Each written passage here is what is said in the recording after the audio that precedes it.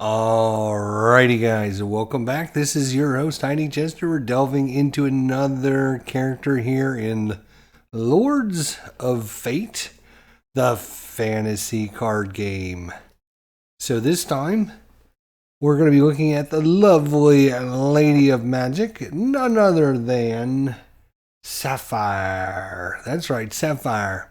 Don't forget, guys, if you've enjoyed this deep delve look at the different heroes in the game so far, we looked at Grey Rock, the Dwarven Cleric, and of course, Vorhart, the Human Fighter. Don't forget to leave us a thumbs up and show some appreciation for the time and effort that I spent putting these stuff together for you guys. So it makes it halfway enjoyable, hopefully, for you guys out there to watch. And of course, if you have any thoughts, comments, suggestions, you want to give me your opinions on the different characters or whatever, down below in the comments section. And I'd appreciate it. Alright, so let's look at Sapphire. So, she comes in with only 20 hit points. Not a lot compared to the other heroes. Obviously, being a mage character, she won't have a lot of hit points. Kind of typical. And of course, she comes in with 2 extra blue and 1 extra yellow Fate sets of cards, plus her original 18 cards. She is, of course, an Elven Mage. So let's look at her special ability. When Sapphire's cards have her draw a card, she draws 1 additional card. So it's interesting to note on that, it does say that when Sapphire's cards have her draw a card. So if another hero gave her a power or something that activated and had her draw cards, she wouldn't draw an extra one for that. Only her cards. And that would be anything in her deck, not just her 18 original cards. Anything from any set that she adds into her deck. Also, as long as it's a card that she puts into play or she owns. So, seems like a pretty good power, especially when we start looking at some of the other cards that she has in her deck. And you can kind of see some really good extra abilities that extra card draw will provide for the party. Her action is she can deal 1 blue damage to 2 enemies. So she can basically cast this cantrip spell anytime she wants to do 1 damage. Of course, it's blue damage to 2 different enemies. Alright, so that's a look at the main character. Let's start delving into some of the cards that she has in her deck. And the first thing is a card that we have not seen yet in the game. She's got the first ally card originally added into the game system here. I was going to we talked about this a little bit in our behind the scenes video we did, where we talked about what we're trying to simulate here and a party of adventurers going out and exploring. It doesn't make a lot of sense that these allies pop up every 5 seconds from different players' decks, although it was a good idea. I decided to go against it and make it more of a adventuring party.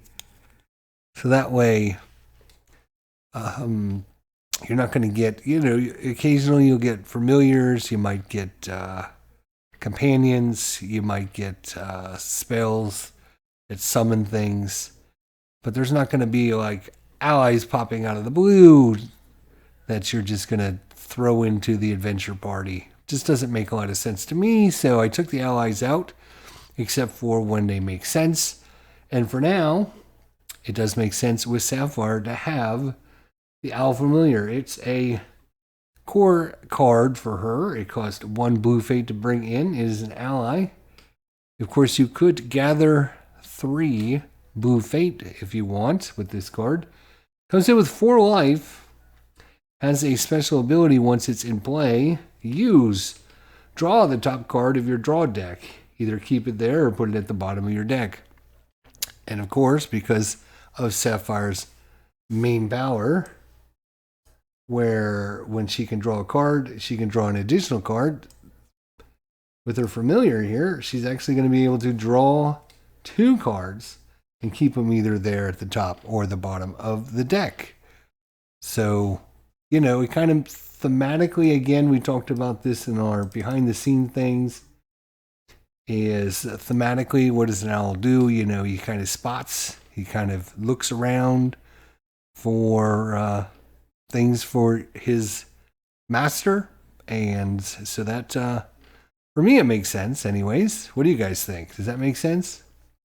So Owl Familiar, it can actually take damage for her.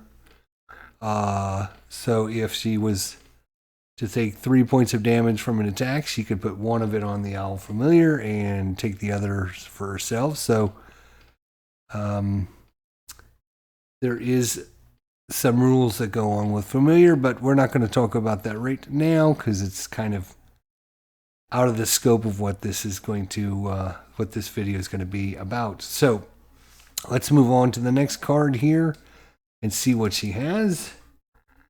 This is another one of her core cards. This is an ability. It costs 3 blue fate to bring this in, or you can gather 2 blue fate with this card. Evocation Mastery.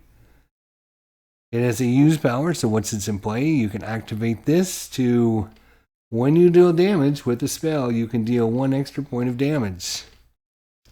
So once she starts getting other spells, and obviously being a mage, she's all about spells and items and abilities that will help and enhance her spells.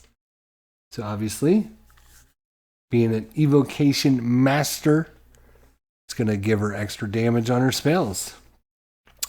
Let's see what else she does. Oh, she does the old Ray of Frost. Again, this is one of her core spells from her deck.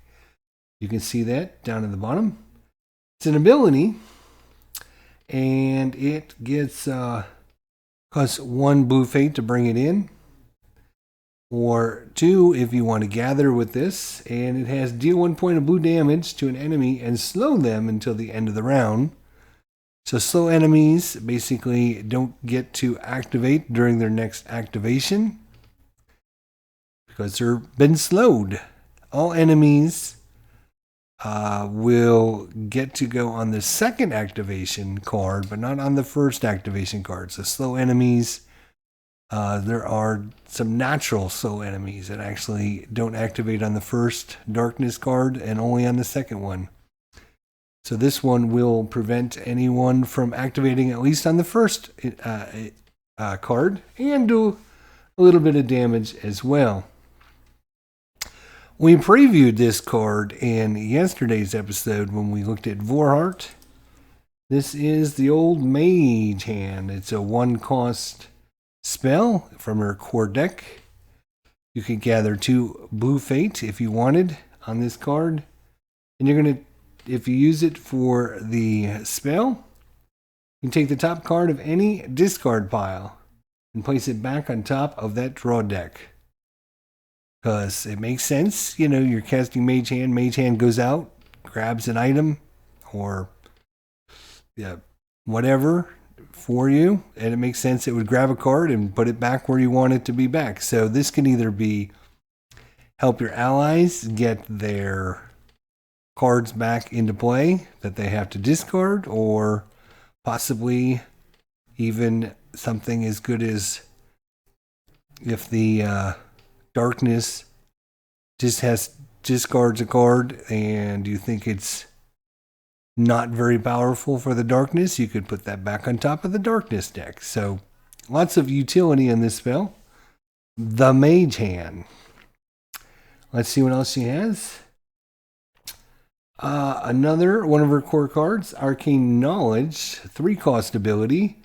You can gather 2 blue fate with it. It has a use power again. Against a blue fate enemy, you deal damage +2. So obviously, get this card into play. When you're fighting up against these blue fate enemies, she's going to do a lot of extra damage because of her Arcane Knowledge. Let's see what else we have here. Oh, here's a good one. This is from the Stormlight series of cards, which is one of her add-on decks that she's going to be adding into her core set called Stormlight. This is a 2-cost blue spell. Of course, you can gather 2 blue fate with it if you want. It's called Magic Shield. Prevent up to 4 blue damage from an attack against a hero. So, those blue enemies come out and do blue damage. You can prevent it on any of the heroes. It does not say to yourself, it's anyone. So you can cast this when somebody else is going to take some blue damage. The Magic Shield. All right, what else do we have? Well, we have the old staple of Dungeons and Dragons wizard class from all the way back in first edition. I think they had this spell. Of course, you have to have it. Magic Missile. This is again from the Stormlight series of cards. It costs 1 blue fate to bring it in. It is a spell. You can, of course, gather 1 blue fate if you want. This spell does 1 point of blue damage to 3 enemies. So, Magic Missile shoots it out, hits lots of enemies, doesn't do a lot of damage, but there's ways, again, with her Evocation Mastery, where she can add extra damage to that spell, or any of her spells that she wants. Let's look at a couple items that she might have right around that might help her out. This is a item from her core set, as you can see there. It's a 3-cost blue item.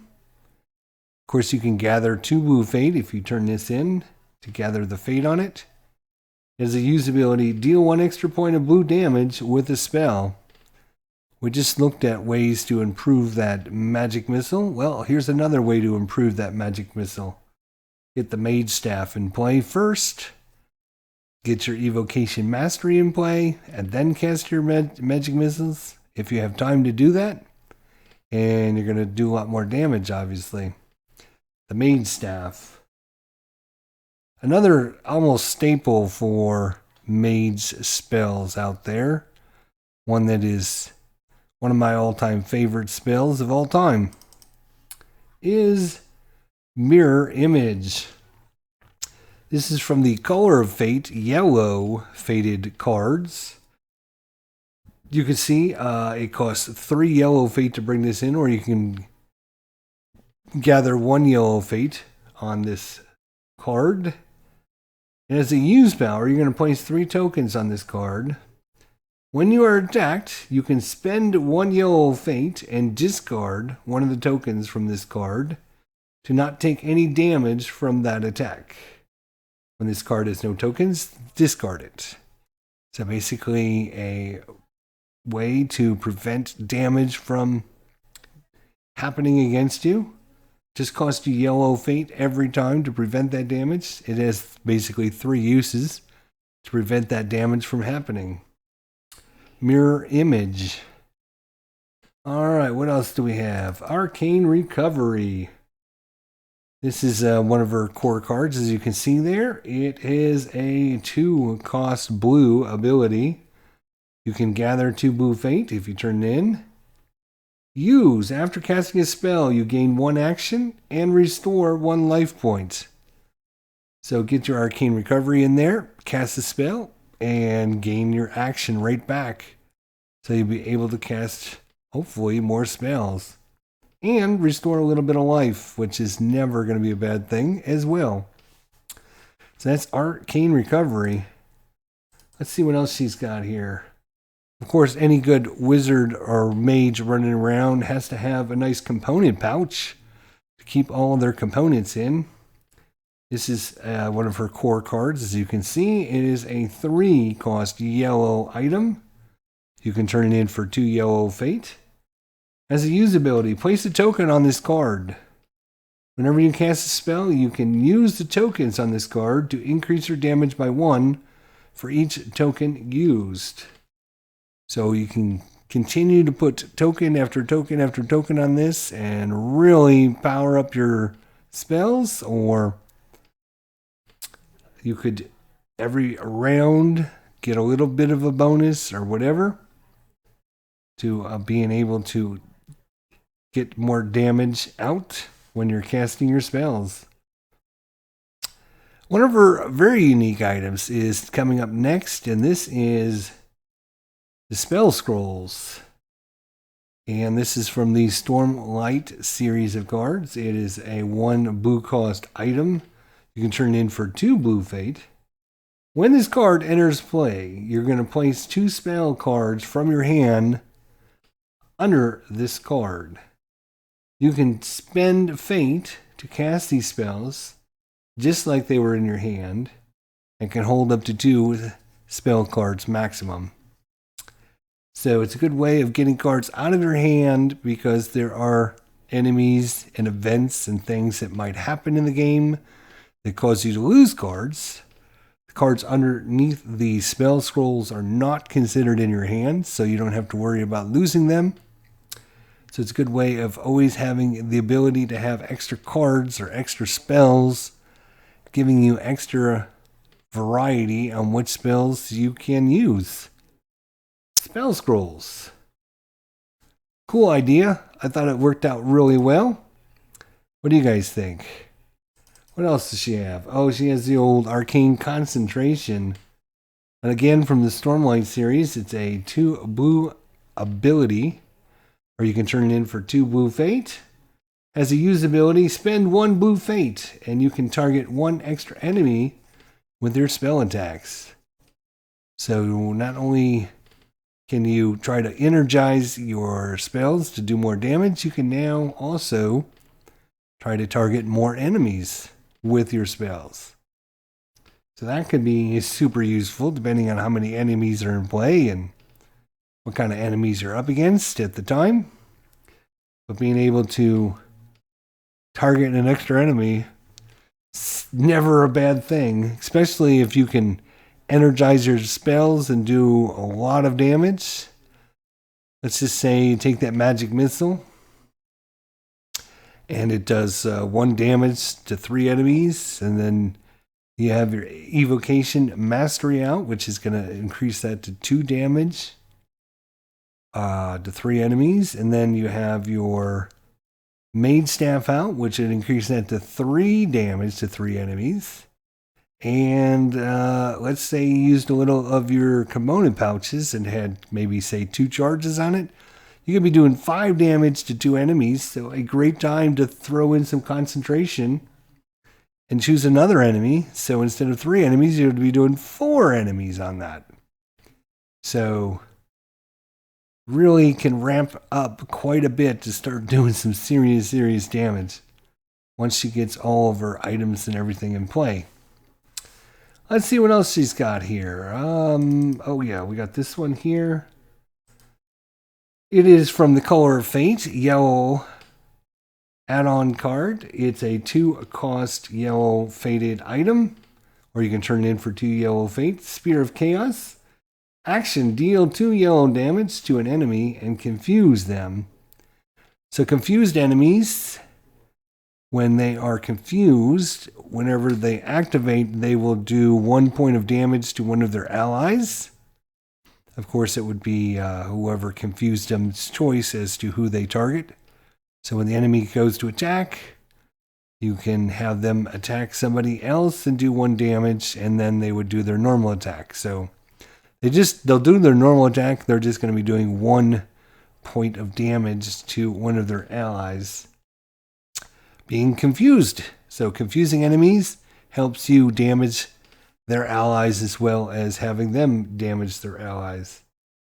So good way to, if you don't have any spells that you need to go out, or if you have an enemy that you think might be able to help damage somebody else, another enemy out there, Spear of Chaos might be a good choice. All right, we have the Color of Fate again, 1-cost ability. Put this into play, and then it has a usability on it. You can, of course, gather 2 yellow fate if you want. Usability is whenever you gather yellow fate, you can deal 1 point of damage to an enemy. So even when you turn in a card to gather fate off of that card, as long as it's yellow, you can deal 1 point of damage to an enemy. So you're not just spending an action to gather fate. You can now do a little bit of damage to one of those enemies that might be causing some problems out there. So, spell cantrip. Obviously, being a spell cantrip, if you're a Dungeons and Dragons or Pathfinder player, you know those are just low-level spells. They don't do a lot of damage, just kind of a little boost. So, I thought that worked out well, how that turned out. So, kind of happy with that one. And I think we have one more card for her. I think is what we have left. This is again from the Color of Fate. It's a 2-cost yellow fated spell. Or you can turn it in for 1 yellow fate if you want. This spell does 2 points of yellow damage to 2 enemies, and those enemies become confused. So again, confused enemies, when they activate, next time they activate, they will target one of their allies and do 1 point of damage to them. So in this case, it's going to be 2 enemies, so helping you kill off the enemies that are out there facing off against you. So as you can see, a lot of spells in her deck and a few items and abilities are going to help energize her spells. She has, of course, got her familiar to help her draw cards, more cards out whenever she has to draw cards. And I didn't get a chance to actually create the one card I was going to have her collect. But she has an ability to look at the initiative, the top initiative card. So obviously when she gets a chance to look at the top initiative card, because of her special abilities, she can actually draw the top 2 initiative cards. And we can see, that way you can see who's coming up in the initiative turn order. Instead of just knowing the next person, you would know the next 2. So even though it doesn't sound like a great power, that ability to draw extra cards, there are quite a few cards in her deck that allow her to check other cards or draw cards out of her deck to add back into her hand.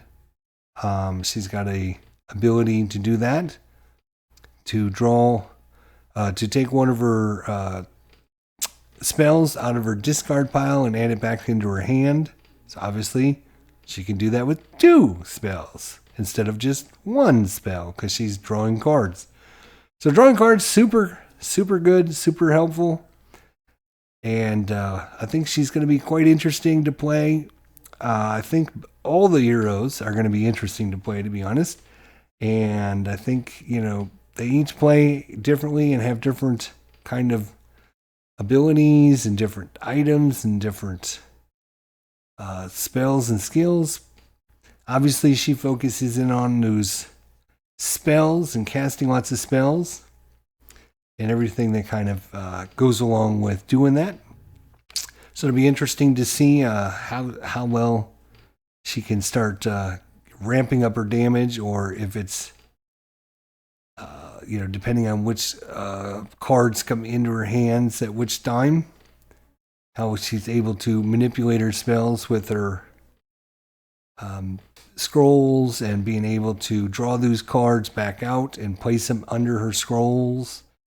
So it'll be interesting to see having those cards out in play that she can still use those spells even though they're under the spell scrolls, right?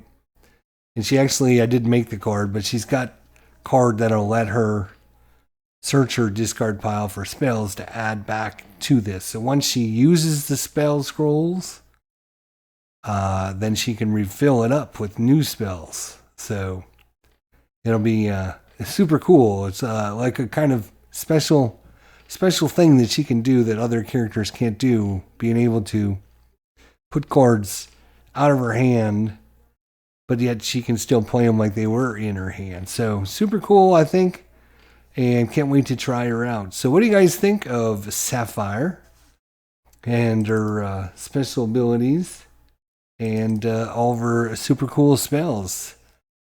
She seemed like a character that's going to be pretty good for the party. Going to be able to do lots of cool things. Let me know in the comments section down below. And again, guys, if you hit that thumbs up button, that would be greatly appreciated. Leave a comment. Let people know about Lords of Fate and get more people interested and involved. Hopefully within the next week or so, we should have a live demonstration of the game. I was actually going to print the cards out today, and I decided to go ahead and go through the cards one more time, make any last minute changes, updates to them before I did that. So probably next week sometime, we'll schedule a time to have our first live stream of it. And of course, we have one more character to look at, which is, of course, our Halfling Rogue Sly and all his special abilities. What I'm probably going to end up doing with Sly is just probably not make his cards like I have been doing for all the other characters, because it does take a lot of time. And at this point of the development, I want to just get you guys the information so you can see it and not spend a lot of time making cards that I'm never going to use. So I think, focusing in on going over the cards one more time, printing them out, getting them all ready to go. Of course, I got to go through all the cards that you guys don't actually see. The enemy cards, the adventure cards, all that other stuff. So there's a lot more cards than what you see here. Plus all the cards that I didn't show you. And so instead of just spending the time creating all the extra cards for the last character, I might just take screenshots of the black and white generic colored cards. And, we'll just have to live with that, I guess. As a sneak peek, maybe I'll, let's see here. Let's find a nice, cool card to share with you. Oops. All right. We'll show you this one right off the bat here. Ha ha ha ha.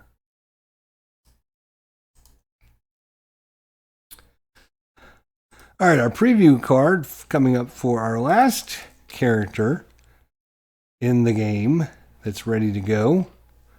Like I said, I think last episode or maybe the episode before, all the cards have been made. I'm just fine-tuning everything to what I think sounds reasonable at this point until you obviously play a few games. I don't know if certain actions need to be changed from used, which are basically like free actions, into actions, if the damage is too much, if the life points are too little, or whatever. So it's going to take a few games to figure all that out. Let's take a quick peek at our Halfling Rogue, who will bring totally, different things into the game. It's, of course, going to be 2 black is going to be his main fate color, and his secondary fate color is green. So he's got a lot of evilly, sneaky, devilish things that he can do, and then a little bit of range things as well. So one of the things that he can do, let's take a sneak peek at him.